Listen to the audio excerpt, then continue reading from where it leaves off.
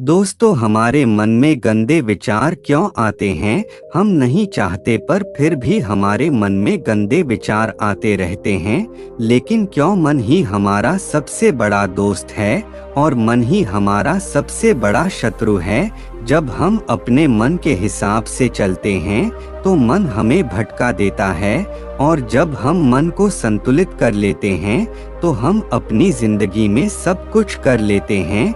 हम हमारे मन में आने वाले गंदे विचारों को रोकने की कोशिश करते हैं, पर जितना हम रोकते हैं उतने यह विचार हमारे अंदर प्रवेश करते जाते हैं। आप जिस चीज से जितना दूर भागोगे उतना ही वह चीज आपको अपने पास लेगी, इसीलिए उसे चीज से भागो मत, उसे पर संतुलन कायम करो। आइए इसे एक स्टोरी के माध्यम से जानते हैं। तो दोस्तों, एक बार की बात है।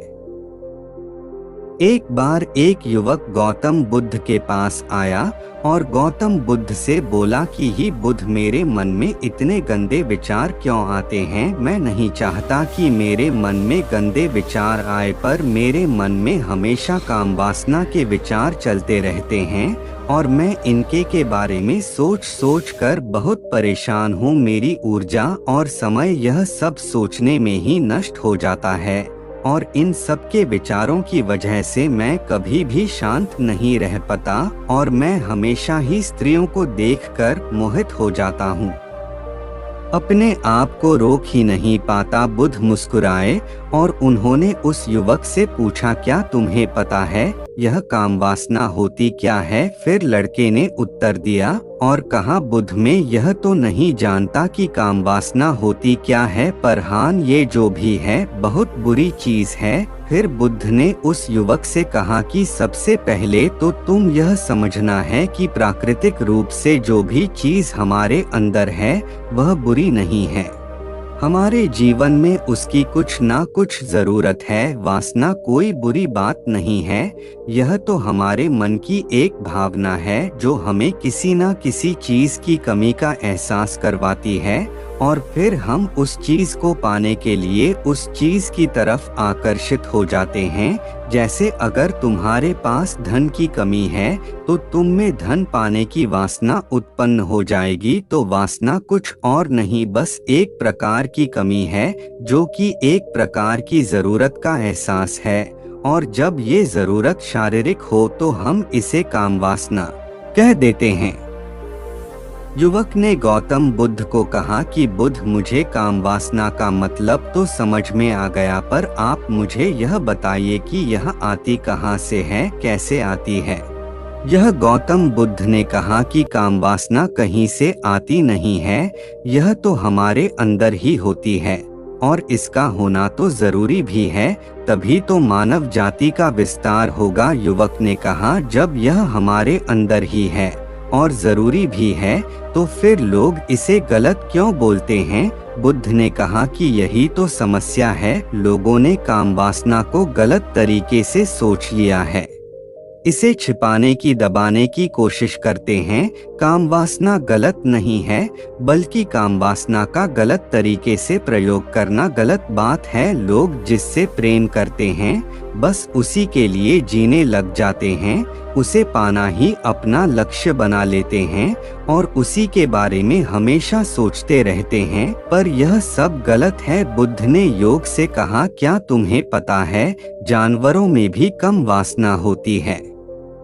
युवक ने उत्तर दिया, हाँ बुद्ध, जानवरों में भी काम वासना होती है, क्योंकि जानवर भी तो आखिर अपनी पीढ़ी को आगे बढ़ाएंगे। बुद्ध ने कहा, तो फिर हम जानवरों की काम वासना को गलत क्यों नहीं कहते? युवक ने कहा, मुझे नहीं पता महात्मा, आप ही मुझे बताइए। गौतम बुद्ध ने कहा कि जानवर अपनी काम वासना का प्रयोग आनंद प्राप्ति के लिए नहीं करते, वह तो सिर्फ संतान उत्पन्न करने के लिए काम वासना का उपयोग करते हैं।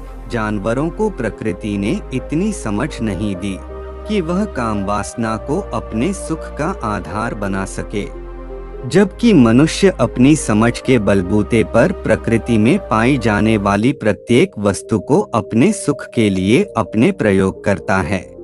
हम इंसानों ने ही काम वासना को अपने सुख का साधन बना लिया है, जबकि प्रकृति ने तो हमें अपने वंश को आगे बढ़ाने के लिए दिया था, लेकिन इंसानों ने इसे अपने जीवन का परम लक्ष्य बना रखा है। और इस तरह से काम वासना का बेलगाम हो जाना गलत है। युवक ने मुझसे पूछा, महात्मा जी, ये काम वासना हम पर हावी क्यों होती है, क्यों बेलगाम यह हो जाती है? तब गौतम बुद्ध ने कहा कि सुनो, अब जो मैं तुम्हें बताऊंगा उसे तुम ध्यानपूर्वक सुनना। काम वासना का सारा खेल तुम्हें समझ ए जाएगा, तुम्हें तुम्हारे सारे सवालों का जवाब मिल जाएगा, बस तुम्हें ध्यान से सुनकर समझना है। फिर गौतम बुद्ध युवक को बताना शुरू करते हैं। एक बार की बात है, एक आश्रम में गुरु और उनके शिष्य रहा करते द, जिससे रोजाना आश्रम के बाहर स्थित गांव में दीक्षा लेने के लिए जाते द। उसे आश्रम का एक शिष्य जिस गांव में भिक्षा लेने जाता था, उसे रास्ते में एक नदी पद्धति थी जिससे रोज उसी रास्ते से भिक्षा लेने जाता था। एक दिन उससे ने देखा कि एक लड़का पेड़ के पीछे छिपा है। वह उस लड़के के पास गया और उससे जाकर बोला, भाई तुम इस पेड़ के पीछे छिपकर क्या देख रहे हो? लड़के ने कहा, अरे तुझे नहीं दिख रहा क्या कि मैं क्या देख रहा हूँ? तब साइज ने नदी की तरफ देखा तो वहाँ पर कुछ लड़कियाँ पानी भर रही थी। वो लड़कियाँ 14-15 साल की होगी। तब से ने उसे लड़के से कहा, अरे भाई वहाँ पर तो लड़कियां पानी भर रही हैं, इसमें छिपकर देखने वाली क्या बात है? तब वो लड़का शीशे की तरफ देखकर उससे कहता है, अरे पागल, तुम्हें दिखाई नहीं दे रहा क्या कि कैसे यह परियां नदी से पानी निकल रही है? जरा उनकी अदाओं को तो देखो, उनके कोमल शरीर को देखो, उनकी पतली कमर मटके को उठाते समय बाल खाती है और उनके बाल उनकी कमर पर कैसे लहरा रहे हैं, मानो सुंदरता बिखरी पड़ी हो। जिससे ने फिर नदी की तरफ से कहा और इस बार वह इससे देखता ही चला गया। अभी तक तो कुछ भी नजर नहीं आ रहा था और वह बिल्कुल निर्भय था, उसे किसी भी बात का कोई डर नहीं था। लेकिन अब वो छिपने लगा और उन लड़कियों को देखने लगा जैसे उसने कोई अपराध कर दिया हो। और जब वो छिपकर उन लड़कियों को देख रहा था तभी वो अचानक अंदर से कौंप गया और उसने कहा कि ये मैं क्या कर रहा हूँ, मैं जो कर रहा हूँ वो सही नहीं है, मुझे यहाँ से चले जाना चाहिए। और फिर वह जल्दी से वहाँ से चला गया। वो आश्रम पहुँच जाता है। आश्रम जाकर वो अपने कार्यों में लग गया, लेकिन जो अभी वह देखकर आया था वही उसकी आंखों के सामने बार बार आ रहा था। उसके मन में वही दृश्य चल रहा था, उसका मन वही सब कुछ देखने के लिए लड़ाई हो रहा था। उसका किसी भी काम में मन नहीं लग रहा था। सुबह होते ही वह रोज जल्दी ही भिक्षा के लिए आश्रम से निकल जाता और उसे नदी के पास वाले पेड़ के पास जाता जहाँ पर वह लड़का पहले से मौजूद रहता था। उसके साथ मिलकर लड़कियों को छुप छुप कर देखता था। अब वह इससे रोज ऐसा करने लग गया, यह उसके रोज का काम हो गया। अब उसे शिष्य का मन किसी भी काम में नहीं लगता था, वो हमेशा ही किसी न किसी प्रकार के विचार में उलझा रहता। वो आश्रम के कार्यों को भी ठीक ढंग से नहीं कर रहा था, ना वो ठीक से सो पाता था, ना वो ठीक से खाना खा पाता था। उसका मन बेचैन सा रहता था। उसका मन बार बार उन लड़कियों के सौंदर्य को देखने के लिए लालायित हरता था। जब गुरु भिक्षा देते तब भी उसे हिस्से का मन कहीं और विचारों में खोया रहता था। गुरु ने अपने शिष्य की इन हरकतों को बांप लिया था। तब एक दिन गुरु ने शिष्य को अपने पास बुलाया और कहा कि आज से मैं भी तुम्हारे साथ भिक्षा मांगने चलूंगा, तुम और मैं साथ साथ भिक्षा मांगने चलेंगे। तभी सृजन गुरु को माना करते हुए बोला, नहीं गुरुदेव, आप परेशान क्यों हो रहे हो, मैं अकेला ही ठीक से भिक्षा मांग सकता हूँ। गुरु ने शिष्य से कहा कि ठीक है, तुम अकेले ही भिक्षा मांगने जाओ। जिससे तुरंत वहां से भिक्षा मांगने के लिए निकल गया। हिस्से को जाने के बाद गुरु भी आश्रम से निकल गए और शीशे का पीछा करने लगे कि वो कहाँ जाता है, किस मिलता है।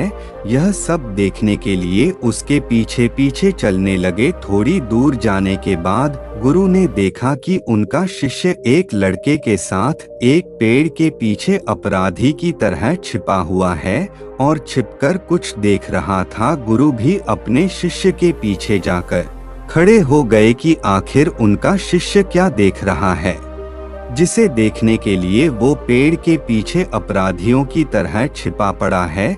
गुरु ने देखा कि उनका शिष्य पेड़ के पीछे छुपकर लड़कियों को देख रहा था जो कि नदी से पानी भर रही थी। तभी गुरु ने शिष्य को कहा कि तुम क्या देख रहे हो। अपने गुरु की आवाज सुनकर वह इससे घबरा गया और उसके पसीने छूटने लगे। वह थर-थर कांपने लगा जैसे किसी चोर को चोरी करते समय रेंज हाथों पकड़ लिया हो। उसी से की हालत खराब हो गई। वो कुछ भी नहीं बोल का रहा था। दूसरा का जो शिष्य के साथ था वहां से भाग गया, जिससे घबराया हुआ था। उसके मुंह से कुछ टूटे फूटे शब्द ही बाहर निकल रहे द वो अपने गुरु से नजर भी नहीं मिला का रहा था। गुरु ने शिष्य की तरफ देखा और कहा कि मेरा शिष्य तो निर्भय था, उसे तो किसी भी चीज का डर नहीं था, लेकिन ये क्या तुम तो डर के मारे कहाँ पर हो। जिससे इन्हें गुरु से कहा कि मुझे माफ कर दो गुरुदेव, मेरा इसमें कोई दोस्त नहीं है। उसे लड़के ने मुझे बहका दिया था, लेकिन आपसे मैं वादा करता हूँ कि आज के बाद मैं ऐसा कभी दोबारा नहीं करूँगा, मुझे माफ कर दो गुरुदेव। गुरु ने शिष्य से कहा कि कोई बात नहीं, पर इस बात का तुम ध्यान रखना कि हम जैसी संगति करते हैं वैसा ही फल हमें प्राप्त होता है। हम जैसी संगति करते हैं उसके विचार हमारे अंदर प्रवेश करते हैं, इसीलिए अच्छी संगति करो जिससे तुम्हारे अंदर अच्छे विचारों का प्रवेश हो। फिर गुरु और शिष्य आश्रम लौट आए और फिर आश्रम के कार्यों पर ध्यान देने लगा। उसने उसे रास्ते को छोड़ दिया और दूसरे रास्ते से जाने लगा। वो अपने काम को ध्यान से करता, लेकिन धीरे धीरे उसके अंदर क्रोध उत्पन्न हो गया और फिर वो दूसरे हसन पर क्रोध करने लगा और बेचैन देने लग गया। अब वो सही समय पर भोजन भी नहीं करता था, वो भोजन भी बहुत कम खाता था। एक रात गुरु शीशे के पास आए और उसे बोले कि अब तक तुमने कितनी बार अपना वादा तोड़ दिया। यह सुनकर शिष्य अपने गुरु के चरणों में गिर और रोने लगा। रोते रोते ही उसने गुरु से कहा कि गुरुदेव, मैं कई बार अपना वादा टूट चुका हूँ, फिर वादा कर लेता हूँ, लेकिन हर बार मैं वादा तोड़ देता हूँ। मेरा मन मेरे नियंत्रण में है ही नहीं। मैं बहुत कोशिश करता हूँ कि मैं अपने मन से सारे बुरे विचारों को निकल दूं, लेकिन मैं चाह कर भी ऐसा नहीं कर रहा हूँ। फिर गुरु ने शिष्य को कहा कि चलो मेरे साथ। गुरु शिष्य को आश्रम के बगीचे में लेकर गए और किसी से कहा कि देखो यहाँ पर कुछ या बनी हुई है जिससे नदी का पानी इन पौधों तक आ रहा है और यह पानी एक निरंतर भाव से ए रहा है। क्या तुम इस पानी के बहाव को रोक सकते हो? शिष्य ने कहा कि हाँ गुरुदेव, मैं इस बहाव को रोक सकता हूँ। फिर शिष्य ने मिट्टी उठाकर उसे नाली में डाल दी। वो पानी थोड़ी देर के लिए रुक गया और फिर थोड़ी देर बाद उसे रेत के ऊपर से पानी ए गया। गुरु ने शिष्य से कहा, अरे ये क्या, ये तो पानी रुका ही नहीं। फिर से ने कुछ कंकर पत्थर उठाकर उसे नाली में डाल दिए और फिर थोड़ी देर के लिए पानी रुक गया, लेकिन फिर थोड़ी देर बाद ही उन कंकड़ पत्थर के ऊपर से पानी निकल आया। फिर गुरु ने कहा कि इससे यह क्या हुआ, पानी तो फिर से ए गया। तुम तो बोल रहे द कि तुम इसे रोक दोगे। क्या हम किसी काम को रोकना चाहे तो क्या हम उसे रोक नहीं सकते? तब सीसी ने कहा, कोई बात नहीं गुरुदेव, मैं इस पानी को तो आपको रोक के दिखाऊंगा। फिर वह फिर से एक बड़ा सा पत्थर लेकर आया और उसे नाली पर डाल दिया और पानी रुक गया। तब गुरु से कहा कि देखा गुरुदेव, मैंने कहा था ना कि पानी को मैं रोक दूंगा। मैंने पानी को रोक दिखाया, आपकी बात मैंने पूरी कर दी। गुरु मुस्कुराए और बोले, अच्छा जरा ध्यान से देखो, पानी रुक गया क्या? वो तो पीछे की नाली तोड़कर बाहर ए गया और अगल-बगल से बह रहा है।